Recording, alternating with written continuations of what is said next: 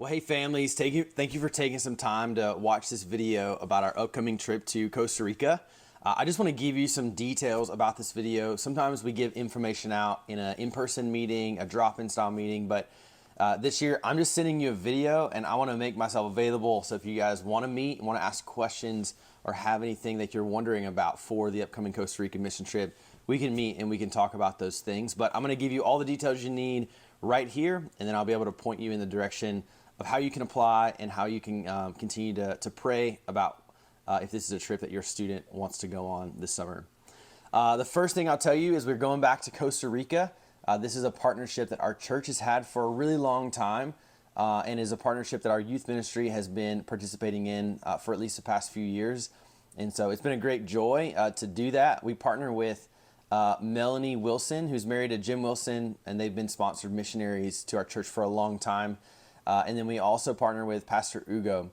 And so kind of Melanie Wilson and Pastor Hugo on the ground really run a ministry called Sonrisas Con Esperanza. And this is a ministry to the people in a community called Guarari, just outside of San Jose. And what they really do is minister to the families and the kids there and practice intentional discipleship all year long through like women's Bible studies, but a lot of stuff that they do with the kids, and especially during the summer when American teams can come down, they partner well to kind of continue ministry there. The work that we do in Costa Rica, primarily the biggest thing that we do is partner with Sonrisas. We want to kind of do whatever they need us to do to have effective ministry, and one of the ways that plays out is kind of doing a vacation Bible school. We do that in a couple of different ways, but for the most part, it's inside of Sonrisas' building. That was recently renovated the past couple years after COVID.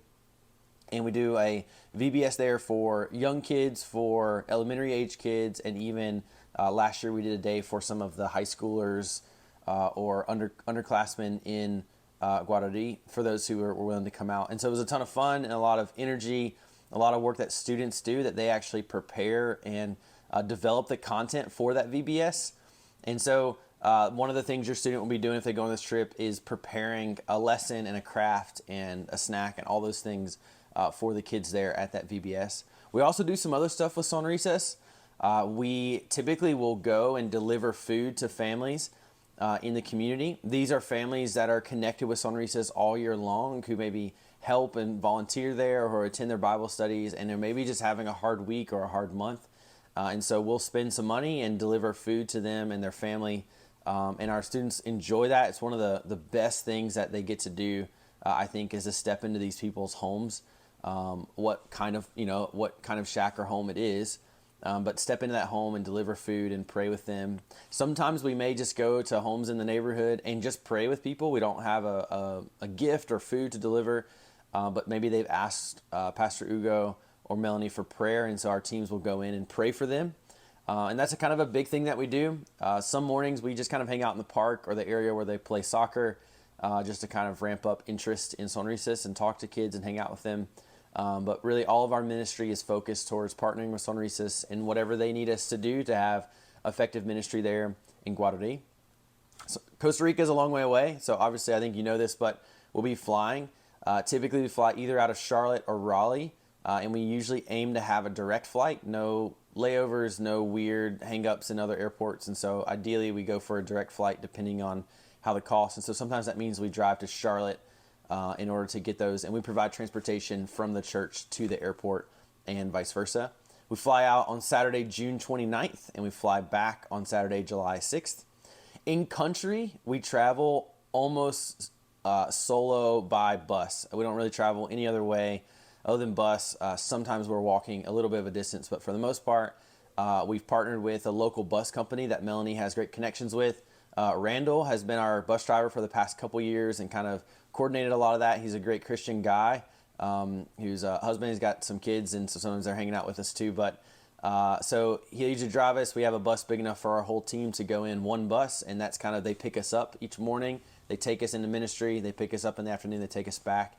And then on our free days, we kind of travel by this same bus all week. Always have Melanie and usually also Randall with us when we're traveling. So they're kind of our guides and know where we're going when we're in country. Also, we have kind of 4 days of ministry here and then a free day on the end. We've traditionally gone to a Starbucks plantation. It's the only plantation in the world owned by Starbucks. And so it's kind of a cool experience to go and see this beautiful jungle type atmosphere that's been kind of modernized with a kind of a Starbucks cafe there. And our students have always enjoyed that, ordering things that are on a menu in another country. And it's kind of a fun experience.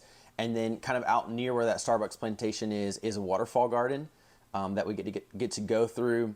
And it has a lot of wild animals, as well as some different waterfalls that our students love to take pictures at. And they also have a great kind of Costa Rican lunch that we get to enjoy at the end of that. And so that's traditionally been our free day activities, and we plan on doing that again. Where we stay in country is a hotel. I think technically it's called a resort. I think by American standards, it's probably not. It'd be like a 1-star resort. But it's a hotel. It has kind of family style rooms in a couple different sections of the hotel that we typically stay at. It's not very big.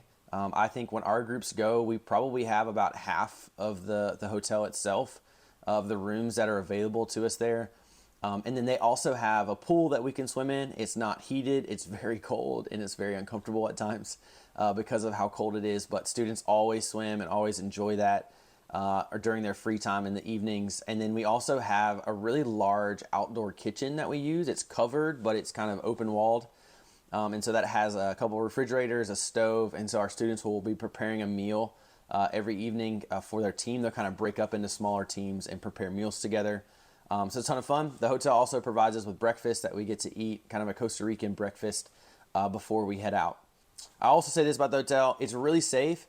It has walls all the way around it. It's gated at the front. That's only let in by a person that's letting a car in. And so I feel really safe at the hotel, even though sometimes in ministry sites, we have our kind of our guard up. We're always looking. We're always watching to make sure nothing bad is going to happen. And nothing has. And Pastor Hugo and Melanie Wilson are kind of our guardians in that sense of making sure we're not getting in any difficult situations.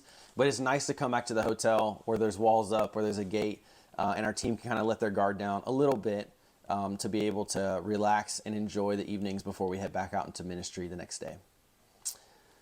I'll also tell you some important dates. In order to go on this trip, students have to apply by February 18th. And it is an application, so I don't want you to think of this as, hey, I applied, I'm therefore for sure getting in. We're going to take all of our applications. We're going to sit down together with our leadership team and kind of decide what kind of team can we build to send to Costa Rica.